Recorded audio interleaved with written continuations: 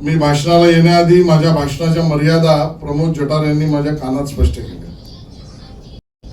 मी मर्यादा शब्द यासाठी वापरला, त्यांनी मला सांगितलं की ह्याच्यानंतर जेवण आहे. म्हणजे त्यांनी माझ्या कानात स्पष्ट केलं की तू तुझं लवकर आठव, बाकीच्यांना जेवायचं आहे. पण मी पण काही कच्च्या गुरुचा चेला नाही, मला जे बोलायचं ते मी बोलणार आहे.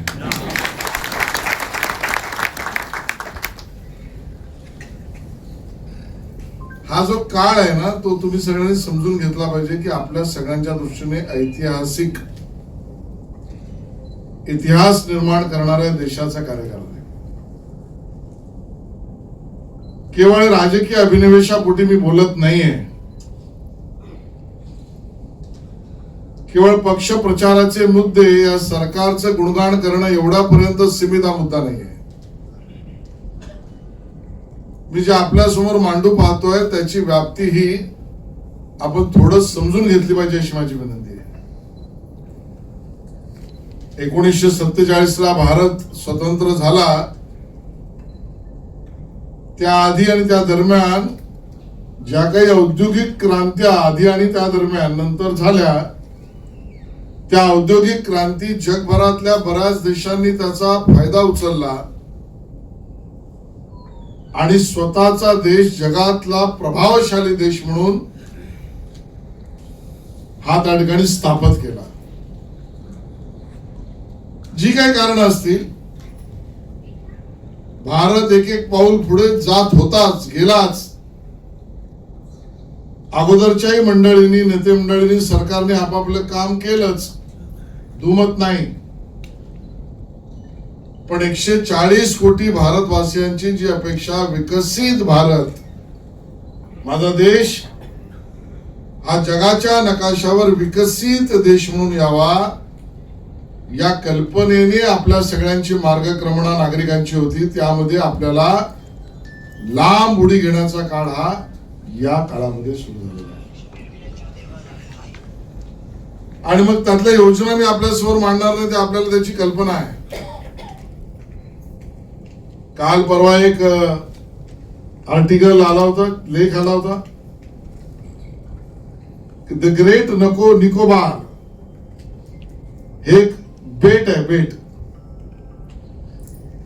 हे समजून घ्या, ते बेट विकसित करण्याची भूमिका मोदीजींच्या सरकारने ठरवली.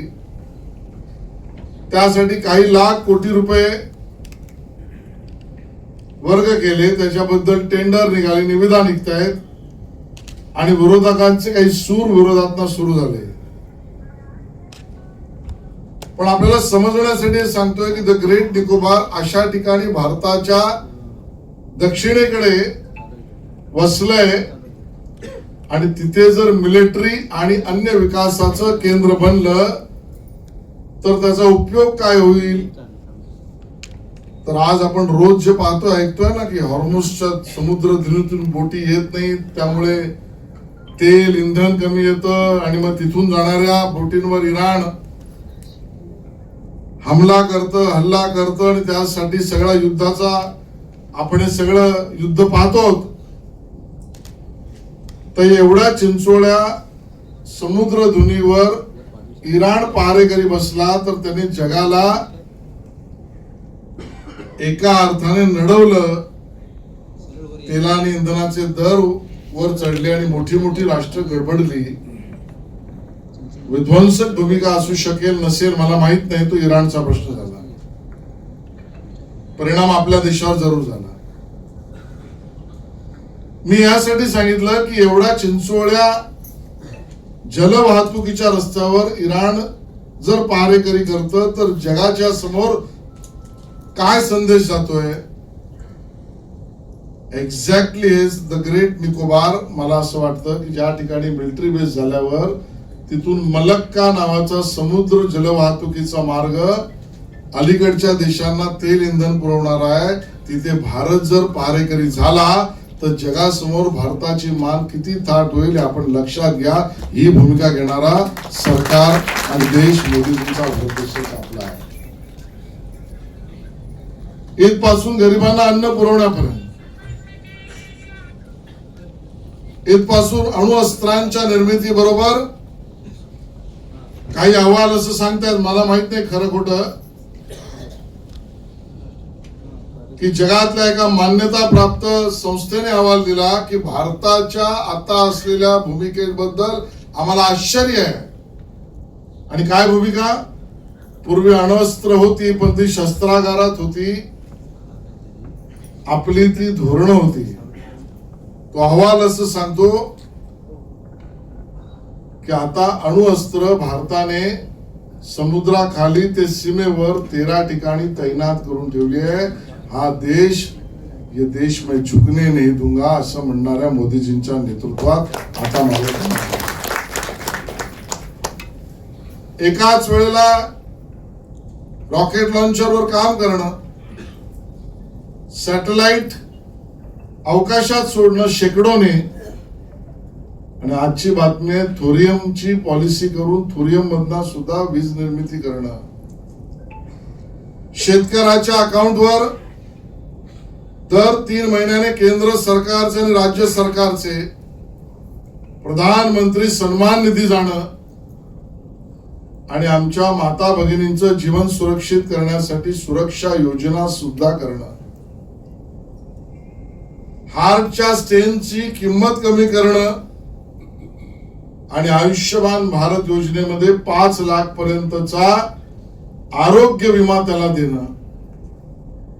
युवकाच्या हाताला स्टार्टअप स्टँडअप मधून काही लाख कोटीचं ऋण कर्ज देणं. आणि जगामधला अभिनव प्रयोग हायड्रोजनवर आता आपली रेल्वे सुरू होईल असं पर्यावरण पूरक वंदे भारत ते हायड्रोजनवर चालणाऱ्या रेल्वे पर्यंतचं काम करणं. मी सगळ्या घटना सांगत नाही, सांगण्याचं तात्पर्य विकसित भारताच्या दृष्टीने काम करणारे सरकार हे जनतेच्या आशीर्वादाने आपल्या सगळ्या कार्यकर्त्यांच्या मेहनतीने सुरू झालेलं आहे. आणि म्हणून याची नाही याची डोळा आपल्याला हे स्वप्न पूर्ण होताना दिसणार आहे. हा इतिहास आहे आणि त्या इतिहासाचे साक्षीदार आपण आहोत. देवेंद्र फडणवीसांचं सरकार सुद्धा ज्या गतीने काम करत आहे, हे उदाहरण कुठली देईल? नदी जोड प्रकल्पामध्ये 2-3 नद्यांचा मिळून संगम करणं आणि त्याबरोबर बुलेट ट्रेनची निर्मिती सुद्धा करणं, एसटी मध्ये वरिष्ठांना मोफत प्रवास देणं, ते 12 लाख कोटी चे एमओयू परदेशी गुंतवणूक भारतात आणणं, इकोसिस्टीम निर्माण करण्यासाठी स्किल मध्ये विद्यापीठ निर्माण करणं आणि महिलांना शेतकऱ्यांचा सुद्धा दर्जा देणं. या सर्व गोष्टी केवळ एकच भूमिका, आपला भारत आणि आपला महाराष्ट्र विकसित झाला पाहिजे. आणि या दृष्टीने काम करणाऱ्या कार्यकर्त्यांची फौज आपण आहोत, ही लक्षात घेतलं. ही फौज जेवढ्या मजबूतीने योजना, या धोरण, हे कार्यक्रम जनतेला सहभागी करून घेईल तेवढं जनतेचं, मतदारांचं, नागरिकांचं भलं होईल. आणि ते तुम्ही केलं पाहिजे, ती विनंती माझी पहिली तुमच्याशी आहे. आज माझा तुम्ही सन्मान केला तो स्वाभाविक आहे की आमच्या ज्या लोककला आहेत हा आमचा आत्मा आहे. प्रत्येक मनुष्याच्या आयुष्यामधला पहिला संस्कार हा त्या आईच्या गर्भामध्ये, मातेच्या गर्भामध्ये होत असतो. आणि मग आपल्याकडे याची प्रथा परंपरा नाही, याचा रिवाज नाही, तर या मान्यता प्राप्त गोष्टी आहेत की मातेने काय केलं पाहिजे, तिच्या उदरात बाळ असताना तिने काय वाचलं पाहिजे, काय बघितलं पाहिजे, काय खाल्लं पाहिजे, कुठले संस्कार केले पाहिजे, कुठले कार्यक्रम केले पाहिजेत, त्या सगळ्यांची मालिका आपल्याकडे. जन्मल्यानंतर त्या बाळाला पहिलं संस्कार आई वडिलांकडून, कुटुंबाकडून, नातेवाईकांकडून मिळतं. पण खुल्या जगात गेल्यावर त्या मनाच्या सर्व कांगोरांना संस्कारित करण्याचं काम जर कोणी करत असेल तर आमचे लोक कलावंत, लोक कलाकार करतात. ही या महाराष्ट्राच्या देशाची. आणि याची मोठी यादी आहे. आपल्या या कोकणामध्येच सिंधुदुर्ग, रायगड, रत्नागिरी या ठिकाणी सुद्धा या लोककलांचं स्वाभाविक परंपरागत, मगाशी वैभव सांगत होते मला की पिढ्यानपिढ्याचे आणि या पिढ्यानपिढ्या जपवणूक करणारी आमची लोककला, याचं महत्व आमच्या जीवनामध्ये आणि त्या लोककलावंतांच्या पथकाचं दोघांचंही 2008 ला अतुलजी निर्णय झाला होता की भांडवली अनुदान आणि प्रयोगासाठीचं सुद्धा अनुदान, आणि 2008 पासून ते अनुदान तेवढंच होतं. आणि मग माननीय देवेंद्रजींशी ज्या वेळेला मी बोललो आणि मुख्यमंत्री महोदय म्हणाले आपल्याला हा निर्णय घ्यावाच लागेल, 2008 ला जे 2,22,00,000 ज्या दशावतार आणि अन्य ही सगळी लोककला पथक लोककलाकार यांसाठी होती, ती वाढवली पाहिजे, आपले कर्तव्य आहे. म्हणून 2,22,00,000 ती वाढ 4,44,00,000 दुप्पट आपण मागण्या याही आल्या. कला पथक विशेषतः दशावतारची जे ते कला पथक चालवणारे वर्षभर यावर खूप मेहनत घेतात आणि कलाकार यांना सुद्धा विविध प्रतिकूल परिस्थितींचा सामना करायला लागतो. आणि म्हणून आता वाढीव किंमत केल्यानंतर कला पथकांच्या चालकांना सुद्धा आणि कलाकारांना सुद्धा दोघांनाही त्यात जास्तीचं मिळेल असा शासन निर्णय आपण त्या ठिकाणी केला. मग विषय समोर आला की आमच्या नमन खेळ आणि जाखडीचं काय, मग निर्णय आपण तोही केला की नमन खेळ आणि जाखडी याच्या सुद्धा प्रयोगात्मक कार्यक्रमासाठी पहिल्यांदा या राज्याचा शासन निर्णय आपण करतो आहोत. 10 लाखापर्यंत त्यांना सुद्धा प्रयोगात्मक अनुदानाची सोय आणि निर्णय आपण करतो. आता मी घोषित करण्याआधी अजून वाढ करा अशी मागणी आली, ती करू, योग्य वेळेला करू. अजूनचे काही लोककला आहेत, कोकणातल्या आहेत, बाहेरही आहेत, यांचा सुद्धा टप्प्याटप्प्याने वाढ करणं ही आपली भूमिकाच राहील. खऱ्या अर्थाने सांस्कृतिक कार्य विभागाच्या वतीने मराठी सिनेमाला अनुदान, मराठी सिनेमा काढणाऱ्या निर्माता दिग्दर्शकांना आमच्या फिल्म सिटी ते अन्य लोकेशन्स मध्ये सूट मोफत, मराठी नाटकांच्या निर्मितीसाठी अनुदान, मराठी नाटकांची स्पर्धा घेऊन त्याच्यासाठीची बक्षिस, मराठी नाटकांचे महोत्सव, मराठी सिनेमांचे महोत्सव त्यामध्ये पुरस्कार, बरोबर लोककला लोककलावंत यांसाठी शासकीय भांडवली आणि प्रयोगात्मक अनुदान, वृद्ध कलावंतांना पेन्शन योजना, राज्य सांस्कृतिक पुरस्काराची वाढीव रक्कम, किती गोष्टी मी सांगतो आणि हेच करण्यात आम्हाला आनंद आहे.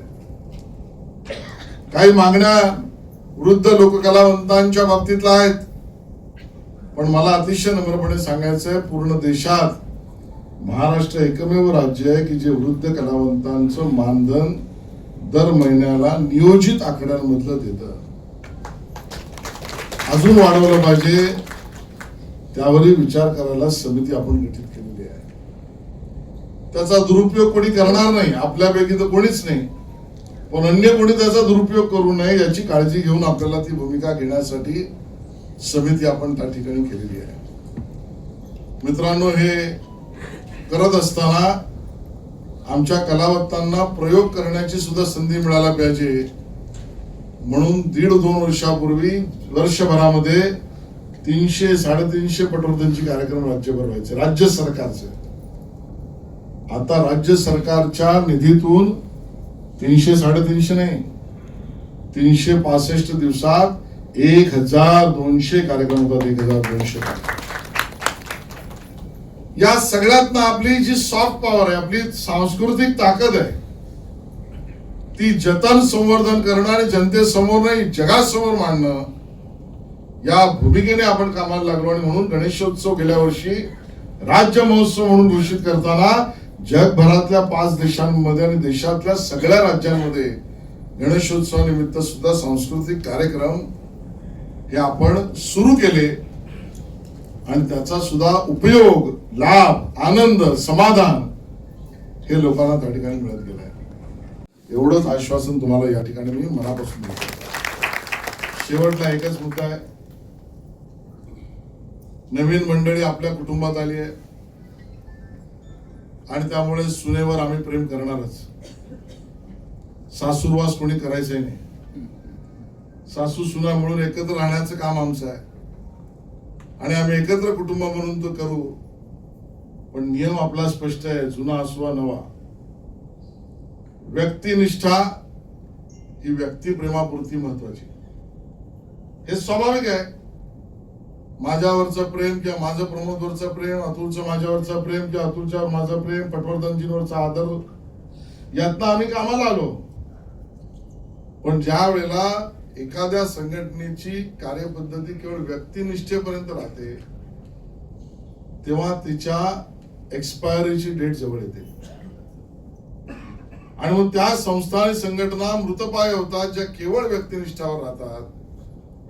आणि म्हणून व्यक्तिनिष्ठावरना तत्वनिष्ठेकडे आपल्याला सरकायचं आहे. आणि म्हणून तत्व काय आहेत या भारतीय जनता पक्षाच्या कामाचे? देश प्रथम, पार्टी नंतर, मी अखेरचा. आणि या भावनेने एक विचारधारा अंत्योदयाची, सामान्यातल्या सामान्य गरीब माणसाची सेवा, सांस्कृतिक पुनरुत्थान या दिशेने असलेल्या कार्यपद्धतीची तत्व, प्रवास व्यक्तिनिष्ठा ते तत्वनिष्ठा आणि तत्वनिष्ठेकडून सिद्धांत निष्ठेपर्यंत जायचं असतं. आणि हे काम सगळ्यांनी मिळून करावं.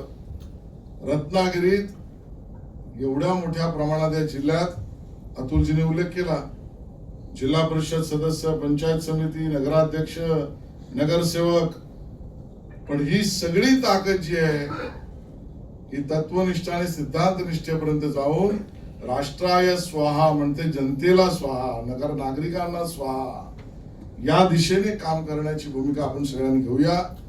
आणि त्यामध्ये आई भवानीच्या आशीर्वादाने आपल्या सगळ्यांना यश मिळेल अशी अपेक्षा करतो. आणि प्रमोद मला सारखं सांगतो की जेवणाची वेळ झाली, त्यामुळे इथे थांबतो. जय हिंद, जय महाराष्ट्र.